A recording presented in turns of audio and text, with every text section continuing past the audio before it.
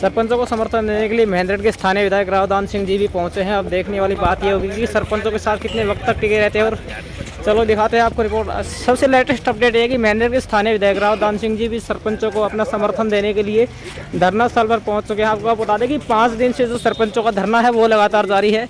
E tendering policy और सरकार के द्वारा लाई गई जो राइट टू रिकॉल पॉलिसी है उसके खिलाफ सरपंच यहाँ पर जिस तरह आप देख भी पा रहे हैं कि धरने पर बैठे हुए हैं। आज महेंद्रगढ़ के स्थानीय विधायक रावदान सिंह जी भी सरपंचों को अपना समर्थन देने के लिए पहुंचे हैं।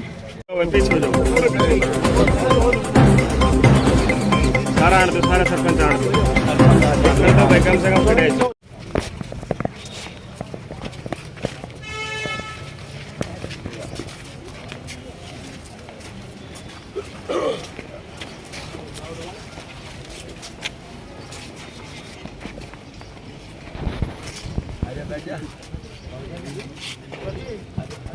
सरकार के खिलाफ उठाओ जी आवाज सरपंच बेसिक मांग पत्र क्या है अपना? बेसिक मांग पत्र तो ये है कि ई टेंडरिंग पॉलिसी है, इसको वापस करें। ई टेंडरिंग पॉलिसी और जो नया जनप्रतिनिधियों को एक साथ समय निश्चित करके हटाने के लिए राइट टू रिकॉल का, तो भाई ये जनप्रतिनिधि की स्थिति है। अगर है तो विधानसभा लोकसभा के लेवल से अकेले सरपंचों के दो चीज बेसिक राइट टू रिकॉल और तीसरा गाँव के सरपंचों को मिल रहा है उस मानदेय में कोई इजाफा नहीं है पिछले 10 साल से। अब कितना तो पेंशन भी 3000 रुपया से क्या चीज को मानदेय दे रहे हैं हमने यही समझ। पूरे प्रदेश की है बेसिकली, तो ये भारत के पूरे प्रदेश की है, खाली क्षेत्र की बात नहीं है, प्रदेश की है। कल मैंने जनप्रतिनिधि चुन लिए गए तो दूसरा है ना कि एडमिनिस्ट्रेटिव पावर रही है। अगर कोई तरह की फाउंडेशन थी कुछ चीजें करनी थी तो उस समय क्यों इम्प्लीमेंट नहीं? अधिकारी करते आज महीने 1.5 महीना इनको हुआ है, 2 महीने जनप्रतिनिधि बने हुए, आज ये पॉलिसी लेके आए। 1.5-2 साल से एडमिनिस्ट्रेटिव पावर थी, उस समय क्यों लागू नहीं की? आज प्रतिनिधि नए बन के आए हैं, तुरंत प्रभाव से सरकार ने 2 लाख रुपए की जो टेंडर की पॉलिसी लागू कर दी 2 से ऊपर की। ये एडमिनिस्ट्रेटिव पावर है, 2 साल पहले कोई पैसा 2 साल से पब्लिक हेल्थ का एक पैसा रिपेयरिंग मेंटेनेंस का आता था हर गांव की पंचायत में, 2 साल से बंद पड़ा है। इस तरीके से गांव के सरपंच लोगों को मेंटेनेंस रिपेयरिंग कराएं जो बोर चल रहे हैं, पब्लिक हेल्थ के बोर हैं, पंचायतें उनकी मेंटेनेंस रिपेयरिंग अपने खर्चे से उठा लेकर चलाए। 2 साल से पैसा नहीं। दूसरा जो हमारी यहाँ से तो TFC की ग्रांट आती थी, TRI ग्रांट आती थी, 2 साल से वो स्टॉप कर रखी है स्टेट गवर्नमेंट। एक भी खाते में जो 6 महीने में 21 गाँव की आबादी के साथ 2 साल से 2 पैसा भी किसी पंचायत में नहीं आया है। खाते में तो आज तक कोई पैसा आया नहीं। आगे क्या है, ये 5 करोड़ दे रहे हैं, 50 करोड़ दे रहे हैं, 1100 करोड़ दे रहे हैं, आज तक तो किसी सरपंच खाते में कोई आया नहीं। नमस्कार। आयुष्मान का दुनिया भर का कुछ नहीं हो रहा है। घोषणा कर देते ये कर रहा हूँ, कुछ भी नहीं कर रहा। 2 महीने से तो मैं परेशान नाम पता है, नाम और गाँव मंगलवार को आते DC साहब वहाँ लिख दिया, दिल्ली हो तो प्रचार मंत्री मान नाम पता एक्शन तगड़ा लो, फायदा नहीं हुआ, कुछ भी नहीं हुआ, खाली घोषणाएं हैं। दूसरी लिस्ट आएगी, तीसरी आएगी, चौथी आएगी, तो किसी का चीज है कुछ भी नहीं होगा, बकवास बात। PID कर दी, 100 BPL काट के बढ़ा के और मतलब आगे पीछे तो देखो हमने विधानसभा में उठाया था, इसमें बहुत सारी गलत चीजें हैं। परिवार पहचान पत्र का तो सिस्टम ही इन्होंने बदल दिया सारा। इसका आपने नुकसान करना हो 2 मिनट लगाएंगे। उसका किसी की प्रॉपर्टी कहीं थी कहीं दे दी, आपस में भाइयों का झगड़ा करा दिया, वो फ्रंट पे था वो बैक पे भेज दिया, बैक वाले को पड़ोस वाले को भेज दिया, उनके आपस में झगड़ा। एक कंपनी है परिवार का आदमी की दिखा के बीमारी का पब्लिक परेशान का मैप सही है, कहीं किसी का रकबा सही नहीं है, किसी में मालिक की खबर आती है या ग्रीवेंस है, कंप्लेंट है, उनका कोई निवारण के आज तक कम्युनिटी ग्राउंड पे नहीं है। के सरपंचों को समर्थन दिया, क्या आश्वासन मिला है?